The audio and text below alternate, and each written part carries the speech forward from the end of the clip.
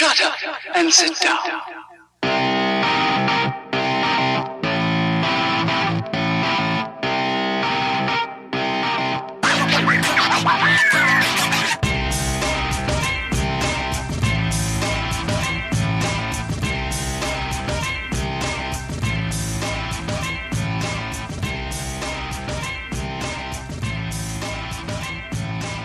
Hey, what's up, you guys? Welcome to the Crypto Closet Season 1, Episode 1, where we're talking tech. Not just any tech, the tech that matters, the tech that makes you money, and the tech that is helping us evolve as a species. I'm on a mission right now to educate you, my peers, my fellow Earth dwellers. I want you to have the quality of life that you desire, the quality of life that you deserve. So let's get you connected. You should like and subscribe right now. You want to know why? Because every time you do, no matter how many platforms you follow me on, you have another chance at winning free tech, Bitcoin, Ethereum, US dollars, gift cards, a whole lot more. My crypto guy is on almost every single social media platform at this point, so look for us. We're out here, right? Jumping right in. Today's crypto convo. What do Mike Tyson, Bill Gates, Ashton Kutcher, and Nas all have in common? Aside from the obvious, obviously they're rich, this is a follow-up to an article I wrote. The article can be found at cryptoguy.co.blog. Check me out on there if reading is more your style, but you're here, so apparently you want to watch my handsome mug as I chat you up about this topic. What I'm going to do, I'm just going to quickly go over the article I wrote in case you haven't. I think a lot of my people probably already read these, but yeah, I'll read my article real quick, catch you up in case you haven't heard it. Time is money. I'm going to jump right in. Mike Tyson, Ashton Kutcher, Nas, and Bill Gates. I'll explain the one thing connecting these unique individuals and how it's affected their wealth. A quick casual read by yours truly, Anthony at My Crypto Guy. I put this out January 19th, 2-minute read. A retired boxer, a rapper, and an actor walk into a bar. They settle in quickly as the bartender approaches wearing his usual welcoming smile. All right, and then if you look over my shoulder, you can see a picture. That's Nas right there on the bottom. Anybody that doesn't know who Nas is, you should probably go check him out at some point. The bartender then makes eye contact with each man one by one, smiles, and says by a show of hands, who has over $1 million in Bitcoin, right? If this sounds like the intro to a bad joke, well, it's because it's actually not a joke. I suggest interpreting it more as a hypothetical situation, only in the way of hypothetically being capable of bringing these high-profile personalities into the same bar at the same time, one in which Bill Gates, of all people, would be the one slinging drinks to patrons. The part about the $1 million in Bitcoin was true, nothing hypothetical about that. Each one of these men has either recently become a cryptocurrency enthusiast or has long been a member of the crypto community. But why? We'll cross that bridge in a moment. For now, let me add, the 4 names that I chose to mention were names that stood out to me quickly. In all actuality, there's a much longer list of current cryptocurrency holders that also have celebrity status. In case you've been a little disconnected, I'll quickly touch on the top 5 crypto holders that stood out to me and include a concise description of who each personality is and what they're known for. Let's jump right in. Number 1, I have listed Nas. All right, I have him down as a rapper, actor, and artist. He does a lot of other things too. His net worth is $70 million, has personally invested in over 40 startups. Number 2 is Ashton Kutcher. He's an actor, obviously, net worth $200 million, co-founder of a venture capital group that has invested in over 60 startups, $12 million in Bitcoin alone. Ashton is making some very intelligent moves right here. Number 3, Mr. Mike Tyson himself. I was happy to see him on the list. I'm glad Mike's doing some good things for himself. He's a retired boxer, used to be a knockout artist. His net worth right now is $3 million. That's a huge hit from where it used to be when he was in the ring. He used to have a net worth of around $300 million before Bitcoin. I mean, he's at least hanging in there because, not even I don't know too many of us that probably have that in our bank account. Currently involved with Gildera. Mike has his own crypto wallet for users, and it features his well-known face tattoo. In case, I think he has a wallet with funds in it that are his, and if you want to, be involved, I think it trades through his wallet, so to speak, in a nutshell. Number 4, Snoop Dogg, rapper and vocal artist, net worth $150 million. Snoop stays involved in a lot of incredibly lucrative projects. Too many to mention. That's why I didn't even attempt to go into detail. It was hard to choose one that was more important than the next. Number 5 is Bill Gates, founder of Microsoft, net worth $110 billion. Bill himself said about Bitcoin, "I find investing in Bitcoin more valuable than our government-issued currency." Bill, I'll tell you this. If you go and read about him and his wife Melinda and kind of what they believe in, the philanthropy, The philanthropy work that they do, I think, you'll see they're very intelligent, motivated people. And if they're doing and saying these types of things about Bitcoin, I'd pay attention. Back to the article. As you can see, there are some incredibly profitable people that are already making the switch and giving their time, attention, and wealth over to the cryptocurrency market.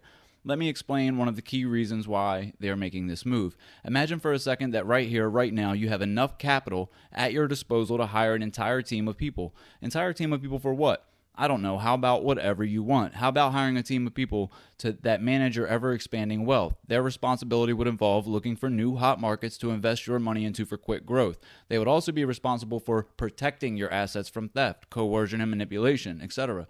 Okay, now with that thought, let me add something. The individuals that made my top 5 list have the capital to hire these teams, and they do hire people who for a living make someone's money work for them. It doesn't come as a surprise to me that these incredibly wealthy personalities have been advised to become comfortable placing stock into cryptocurrencies like Bitcoin and Ethereum respectively, and it gives me even more faith in the blossoming markets knowing that there is a consensus among those in the business, that consensus being cryptocurrencies are in fact a safe and legitimate home for capital that someone may be interested in investing for both long-term and short-term potential growth.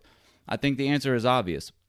Wherever you want to be in 10 years, financially, spiritually, whatever it may be, one of the quickest routes to that destination would involve looking at individuals that are currently sitting where you'd like to sit and then essentially emulating the behaviors attached to that person's success in order to produce results in your own personal life.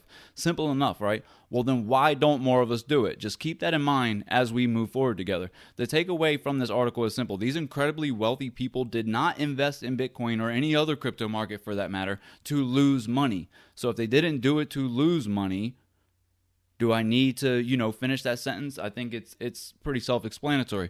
There is one more person, back to the article, there is one more personality that I'd really like to share. I simply don't have the time right now.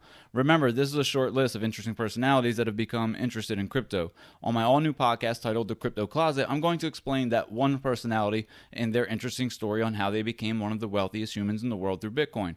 I'm also going to list a few more interesting personalities with even more explanations for why they became involved in Bitcoin. My podcast will drop sometime this evening, so be on the lookout for it. I'm a day behind right now, so I'm trying to catch up. Like and follow for more great content. I do random drawings for my team and followers/subscribers to keep them connected with the latest tech and the most valuable coins in the crypto world. MCG is all over social media now, so look for us on your favorite platforms. Till next time, treat each other better. And that about concludes the article right there on the blog. So I am going to touch on that one personality, and I am going to list a few more people. A list I made that kind of stood out for me. I mean, with the obvious ones already mentioned, I'm going to add 50 Cent to that list. Curtis Jackson. 50 Cent, by his own self-admission, says he was a drug dealer at 12 years old. In 2014, he released Animal Ambition, and he accepted Bitcoin for that record. He now holds over $7.5 million in total in Bitcoin, right? His net worth is $30 million. So if his net worth is $30 mil and he has 7.5 in Bitcoin, what's that tell you, about his ratio? Just food for thought. His net worth used to be at 150, but 50 Cent had to declare bankruptcy and do some other things. He's had his ups and downs, but he's making a good comeback. He's trying. He's a hustler. He's out there getting it. Richard Branson, billionaire Brit, Sir Branson. His interest is in BitPay. His net worth is $4 billion. Richard Sherman, he currently plays for the San Francisco 49ers. He uses Bitcoin as a way of selling his merchandise, and I know why he does it. It would take me a while if I try to sit here and explain what's the difference in selling your merchandise for Bitcoin versus United States dollars, and the difference is how many people in the middle of a transaction have their hand out. So you do it with Bitcoin and not so many people have their hand out. But we can get, into those things and how they can work for your business if you're if you're listening to this and you're a business owner and you are trying to figure out how to take credit card payments or anything like that. And, there's some good solutions out here, but we'll get back to that. Also was Jamie Foxx. Jamie Foxx has an issue in interest in Bitcoin and Ethereum. Cool. I like Ethereum too. That's one of the ones that, I'm supportive of and my team supports right now. Floyd Money Mayweather, of all people. He has, not of all people. I could see why. He is, big into the promotion thing. He has a startup called Centra, And Floyd, yeah, he knows his value. He knows what he's worth in this world, and that's exactly why he is paid. So people like this, if they're moving their money to areas, I want to pay attention to those areas. I want to see what they see. You know what I mean? And there's still one person that I'm, again, not mentioning yet, and I'm going to jump right into them in just a second. But I want to add real quick that a little bit about the history of Bitcoin. In 2009 and 2010, if you would have purchased $100 in Bitcoin right then and there, what do you think you would have right now? All right, I'll let you think about that for about, that's it, okay? $243 million. That's what that $100 would equate to right now if you would have bought it in 2009, 2010, pre-2011. In 2017, there was a burst. You know, it went up to about 20 grand. And I'm telling you this because of, you know, the person I'm about to talk about. It's applicable to their story. So it went up to about 20 grand. So people that held Bitcoin before that, it created a new generation of millionaires and billionaires. Honestly, it did. And that's why that's why my team stays on top of this technology right now, because we know that this is just the beginning. Like the chances and the profits aren't on the horizon. They're here now. They're working behind the scenes now, and it's still just a fraction of what it could be. So when it fully gets, you know, out amongst the public, like, I can only imagine. So back to the topic at hand, though. The individuals I'm talking about are the Winklevoss twins, right? There's a picture of them. I don't know if the video cuts out. I've been having some problems with the video feed. I'll just keep going with the audio, and I'll patch it in so I don't have to keep trying to record it. I will get the video thing situated though. But nonetheless, I got a picture of the Winklevoss twins up right now, and I'll read a brief excerpt from this. Right. So let me first tell you, though, the Winklevoss twins, if you don't remember who they are, if you watched that Facebook movie back in like 2013 or 14, whenever that thing came out, might even been longer, I don't even really remember, but the Facebook movie came out and it showed the portrayal of Mark Zuckerberg, the startup, et cetera, et cetera. Well, it showed these two twins that were kind of big guys, trust fund guys, you know what I mean? It painted an image of them that, you know, I wouldn't say was really favorable, but remember that history is recorded by the victors, just keep that in mind. But nonetheless, the Winklevoss twins were the ones that actually, you know, alleged that Zuckerberg, I guess, took their idea, or whatever happened between them. They had allegations, and Zuckerberg had to end up paying the Winklevoss twins $65 million. Now, here's the power move. They did not want it in United States dollars. They took it in Bitcoin, right? And this was in like 2013, something like that. I've written it was $120 a coin. I went back and checked. When they got the coin, it was $120 a coin, okay? In 2017, it was shooting from 11,000 to 20,000. And they held $65 million because they took the payout in Bitcoin. Power move and a half. It set their net worth way up there. Their net worth is now $1.45 billion. That's the Winklevoss twins.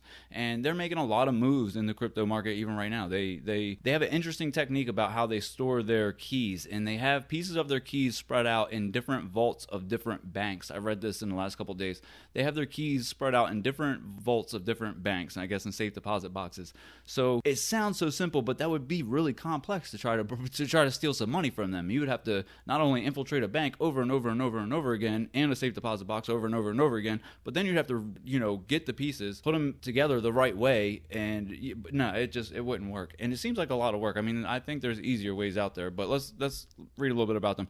The Winklevoss twins have carved an unorthodox path toward fame in the American business world. They went to Harvard University and then on to the Olympics as rowers. Along the way, they fought a legal battle with Mark Zuckerberg over the ownership of Facebook. In the Oscar-nominated movie The Social Network, they were portrayed as uptight gentry, outwitted by Mr. Zuckerberg, the brilliant budding tech mogul. Cameron, the left-handed Winklevoss brother, and Tyler, the right-handed one, followed that with a risky bet. They used money from a $65 million settlement with Mr. Zuckerberg to load up on Bitcoin. That turned them into the first prominent virtual currency millionaires in 2013, back when Bitcoin was primarily known as a currency for online drug dealers. Hold on, let's wait a minute. They say that because Silk Road had popped up, right? And if you don't know what Silk Road was, it was a channel on the deep web that was just a platform, right? It was created by Russ Ulbricht. He created a room where people with a market came together, buyer and seller came together to meet at this virtual market that he created. Russ is serving 2 life sentences in federal prison right now, and he's the only person that's ever been convicted of a crime like this. And with that, and given life sentences for it. But it's if you want to take a look into that, you probably should. Because there's a lot of people that are upset about it, and it does seem a bit unjust. But he created a platform that first people sold drugs on, and they justified it by saying it's a safer environment than going into the hood and things like that to purchase your drugs, and a lot of things. A lot of scams came with it. It was just touchy territory. And then on his platform, he started making money through like the brokership of people doing business there. There's a transaction fee. So it did start making him incredible wealth. He was robbed a few times because he wrote his own code. He didn't know about, he taught himself to code and didn't know a lot about the security aspects of running a site that does commerce. So people capitalized on him a few times, and he took the hits and he dedicated his life to it. He sat behind his laptop every single day, building this dream, building this project, launched it, made himself a millionaire, was able to run, hide himself. Like, he disguised himself as much as possible. The FBI actually, I know I'm drifting off from our topic, but the FBI, when they caught Russ Ulbricht, they tried to steal the Bitcoin from Silk Road, and then were caught, and if I'm not mistaken, might still be in federal prison for it right now.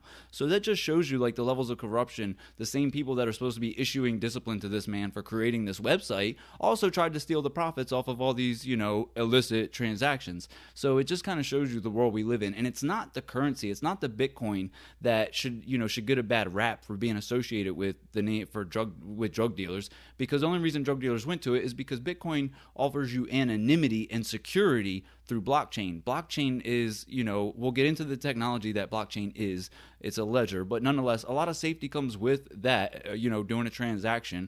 But you can also give yourself an anonymity and privacy. And so that's exactly why drug dealers were using it. And for no other reason. And it doesn't mean that it makes it evil or untrustworthy. It's just, it popped up. It became very valuable. You got a lot of scam artists that popped on the scene really quick. And we'll touch on them. I'll help you all weed them out. I promise you I will. But yeah, I always feel the need to clear that up. As part of my mission, Bitcoin and cryptocurrency shouldn't have a bad rap out here, because until we get over that notion, we're not going to truly start taking back power as working class people in our neighborhoods and in our communities and in our commerce and our markets. Like, we can take a little bit of our power back as people. So I'll jump back to the article real quick. That's my little rant about Bitcoin and drug dealers. Back to the article. More than a few people in Silicon Valley and on Wall Street saw the towering twins as the naive, if chiseled faces of the latest tulip bulb mania. Many still do. But the soaring value of Bitcoin in recent months is giving the brothers a moment of vindication and quite a bit more than that. Their Bitcoin stockpile was worth around $1.3 billion on Tuesday. We've turned that laughter and ridicule into oxygen and wind at our back, Tyler Winklevoss said in an interview last week. It is unclear how fleeting their vindication or their fortune will be. Many Bitcoin aficionados are expecting a major correction to the recent spikes in its value, which has gone from $1,000 for one coin at the beginning of the year to around $18,500 on Tuesday. This is an old article. This was written in 2017, so there's a little bit of proof to what I'm talking about right there. In 2017, right now, the price is hovering. I'm not going to pull the screen up, but the price is hovering in like the mid 8s, high 8s. It'll go up, teeter like it's about to go on 9, come back down. It's teasing a little bit, but it's not at 18,500 tomorrow or last Tuesday. So this is an old article by Nathaniel Popper from the New York Times. So I give them credit because it was a good little piece from the time, I guess, to touch base on that. And by the way, while I'm talking about, giving people credit, I want to thank Ben Sound. They have royalty-free music, over here at this site. So they give you the power to have a little intro song on your, podcast, your video. Well, actually, no, I think it has to be a YouTube product or like a video product if you're going to do it that way. You got to make sure you give them credit if you're going to download. That's at least a respectable thing to do. Eventually, I think I would like to go ahead and buy their packages. They make it really, really, really incredibly easy to go over there, find something that kind of fits your genre, and then just add it to your, add it to your Audacity right there, the second person I want to thank. And when you add it to Audacity, it helps you just manage your sound really quick, and it, gets to the point. But Samsung Q2U, I did a little unboxing for them the other day. They're the person that makes this mic. Awesome mic, really affordable. And I just love that these products, these tech products like this that make, this easier are so affordable, right? And then things that I wanted to mention though was about the total combined wealth of all the people on that list. I wanted to go back to that for a minute. So with all the people that we went over, they have a total combined worth of about 114 billion, over that, but we'll just call it 114 billion dollars. Keep that in mind. That's a small list of people that stood out to me for whatever thing in my subconscious made them jump out to me, and they were among a lot of other names. There was a lot more people that have celebrity status that hold coin, like I said in the article, but this group right here in particular, small as they are, 114 billion dollars. With that said, did you know you can fix homelessness in this country for $20 billion, right? 20 billion, a fraction of that amount. You could end hunger around the world for $100 billion a year, so you need maybe a little bit bigger team, but still solvable with a fractional, amount of the total money at hand. And health coverage. I think you could probably give every human being health coverage as a basic human right using blockchain and cryptocurrencies. But healthcare is a little more complicated, so it would, I can't just give you an exact number on that one. Point being, there's a lot of good things that can be done with this technology, but we got to step away from that stigma. And with that said, that's exactly why I want to give away small amounts of Bitcoin and Ethereum and things like that. And by small amounts, it has to be enough to represent movement. And, we'll get into more of the fine points, but the point is, I want to make you familiar with, a wallet and the concept of doing a transaction, having the freedom to be able to move money without an intermediary party if you're trading with somebody else, in the crypto world.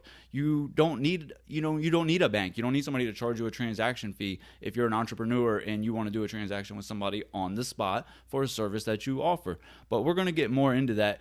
Shout out to one of my team members today, Pat. He just launched his business, All Around Property Solutions. We're going to have him on eventually.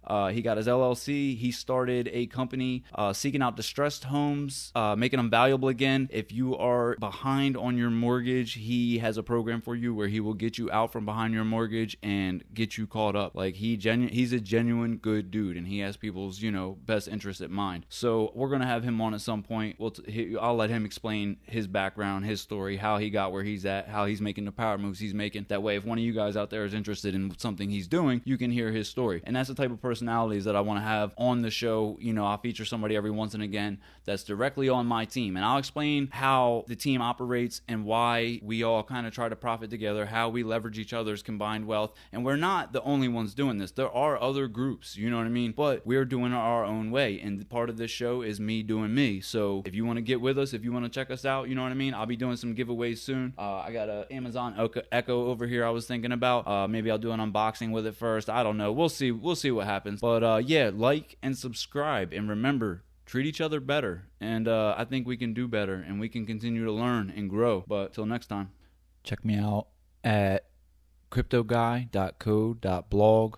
If you need to email me, you got any questions, you can hit me at mycryptoguy@protonmail.com. ProtonMail is an end-to-end encrypted email service to keep any type of communication safe from outside interference, outside eyes. I'm on Twitter, I'm on Reddit, I'm on YouTube, obviously. Just look for me. If you got a question, ask. If you got an idea, get with us.